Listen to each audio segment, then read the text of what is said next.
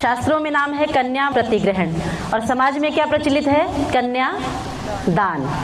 दान का जो अर्थ है वो मैं आपके सामने रख रही हूँ, उसको किसी भी चीज के साथ लगा लीजिए, वो वही अर्थ है। दान का मतलब है किसी वस्तु को देने के बाद उस पर से हमारा अधिकार समाप्त हो जाए, उसको दान कहते हैं। कहते हैं ना, दाएं हाथ से दान करो तो बाएं को भी, मतलब इतना देने के भाव से, ना लेने के भाव से।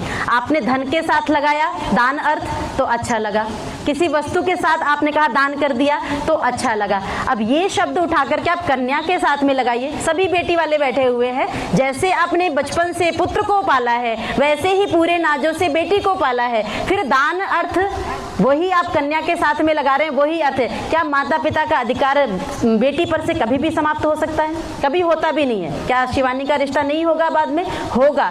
तो इसलिए जो हम क्रिया कर ही नहीं रहे हैं आगे, उस क्रिया को हम यज्ञ में विवाह के समय में क्यों करें? कन्यादान जैसा कोई वर्ड ही नहीं था। ये बीच के समय में उसका बहुत बुरा इफेक्ट हमारी सोसाइटी में बेटियों पर पड़ा। ये कह दिया कि मायके जाएंगी तो भी पूछ करके जाएंगी, कोई भी कार्य करेंगी पूछ करके जाएंगी, पेरेंट्स आएंगे पूछ करके आएंगे। ये परंपरा क्यों अपनी? और मुझे लगता है कि बेटियां यदि सबसे करीब होती है तो माता पिता के होती हैं। कोई गलती भी करती हैं तो माता पिता का साथ है तो जल्दी बात मानेंगी, तो उसका फायदा है। माता पिता का साथ कभी जैसे बेटे को पालते वैसे प्यार बच्ची के लिए होता है। तो इसलिए कन्या प्रतिग्रहण विधि होती थी, उसमें कुछ भी ऐसा नहीं कि हम बेटी का दान कर रहे हैं। हम लोग यहाँ पर एक्चुअल विधि करेंगे। कन्या दान का लोगों ने अर्थ निकाला कन्या का दान, जबकि संस्कृत में क्या है? कन्या यही दानम, मतलब उस समय में कन्या के लिए जो गिफ्ट्स लोग लेकर के आते थे ना, उस उपहार को कन्यादान कहा जाता था। लेकिन कन्यादान का कन्या का दान कभी नहीं होता है। तो आप लोग मेरे साथ बोलेंगे, सिंपल सा है कि अभी तक हमारी जिम्मेदारी थी, हर बात में आपको हमें ध्यान देना पड़ता था। पूरे जीवन हम नहीं रहेंगे, थोड़ी सी हमें कम जिम्मेदारी दीजिए। अब आप दोनों को जीवन साथी के